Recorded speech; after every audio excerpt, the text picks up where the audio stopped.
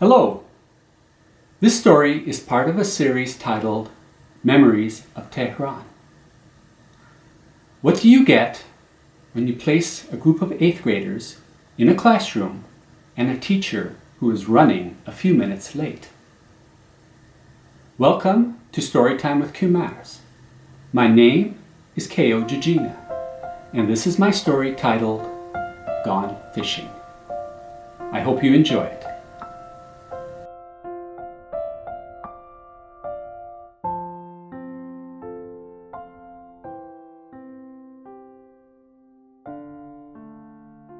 Our 8th grade math teacher was Kathy Vahidi, and keeping with the times and culture, she went by her last name. Mrs. Vahidi was average in height, with freckles and poofy red hair. She was fair in the way she graded our papers, kind when you went to see her after class, and she knew her subject matter as she stood up before us. In spite of her qualities, math was a struggle for me, as were most of my classes.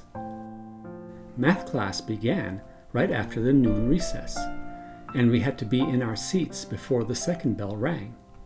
Any student found wandering the hallway by the janitors after the second bell would be physically escorted to the vice principal's office, that of Mrs. Sahakian. The interval between the first bell and the second bell was ours. We could talk amongst ourselves and tell jokes. However, once Mrs. Vahidi walked through the door, everyone was expected to be in their seats, with notebooks on their desk and ready for the day's lesson. Day after day, I pretty much followed the same routine. Go to class, wait for teacher, pull out notebook, take notes. Head down, hope not to get called on, wait for the bell to ring, pack bag, go to the next class.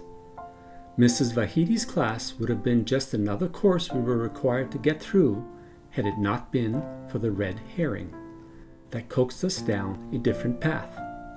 The red herring came in the form of a question, and the question was, did you know if Mrs. Vahidi wore a wig? I'm not sure why it mattered or what difference it made, but for some reason this question became a unifying focal for the class. And with any disparity, there were those who thought the question was ridiculous and unfounded. Then there was a smaller group who considered the possibility and wanted to explore it further. No sooner had the question been raised than students began to report back. Some noticed Mrs. Vahidi's hairpiece as being askew from day to day. Another student reported his grandmother wore a wig, therefore it made him an authority on the subject matter, and he was certain of it. With a group of highly imaginative 8th graders, it did not take long for the focus of the class to shift from the blackboard, out an open window, or doodling work of art in a notebook, directly onto Mrs. Vahidi and her hair. I wonder if she ever noticed the change. What made a relatively simple question a matter of class interest and subject to much debate was the fact we could not just walk up to Mrs. Vahidi and ask her the question that by now was on everybody's mind. Doing so would have been considered rude, disrespectful, and a major social faux pas. The question was now left in the hands of the class geniuses to come up with a plausible answer. Following several weeks of discussion, it was decided the best course of action would be to take a fishing hook, some length of line, and fasten it to the door jamb with Scotch tape. If Mrs. Vahidi wore a wig, as she passed under the door jamb, the hook would snag the netting that held the wig together and yank it off. If Mrs. Vahidi did not wear a wig, then the hook would simply graze her hair and there would be nothing to grab a hold of. For the strategy to work, several questions needed to be answered and safety precautions taken. First, we needed to know Mrs. Vahidi's height.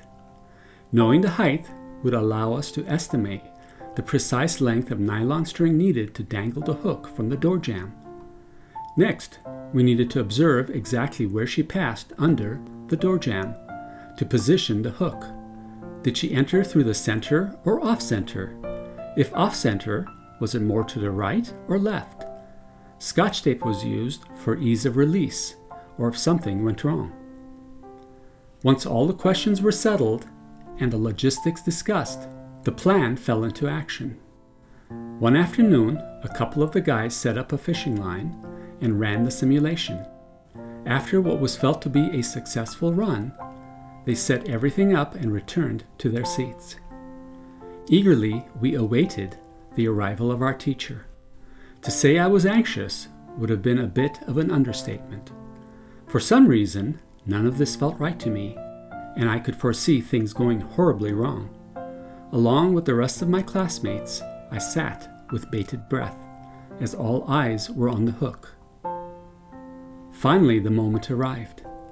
With the classroom door having been left ajar, we saw Mrs. Vahidi walking down the hallway, and she saw us. As she neared the door jamb, the entrance to the classroom, Mrs. Vahidi suddenly stopped. Her gaze shifted from the open door to the hook hanging from the door jamb. I cannot imagine what was running through her mind.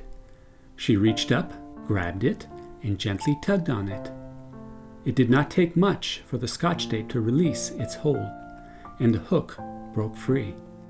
Mrs. Vahidi's gaze shifted, and she scanned the class, looking each of us in the eye. With a straight and stern voice, she said, "If anything had happened, a lot of you would have been in such big trouble. Let's not do this again." She smiled, and she meant it. The class burst out in laughter. Some of it might have been a nervous laughter. I had never felt so relieved. Looking back to that day, something or someone must have been watching over us. Tying a fishing hook to a line and hanging it across a door jamb could have turned out badly, especially for Mrs. Vahidi. One of us, I, should have said something, but did not. It never should have got this far. As I look back into my life stories, there comes a question. Is there such a thing as random events, or are seemingly unrelated events somehow intertwined? I ask if my story about Nelson was not in some way related to this event.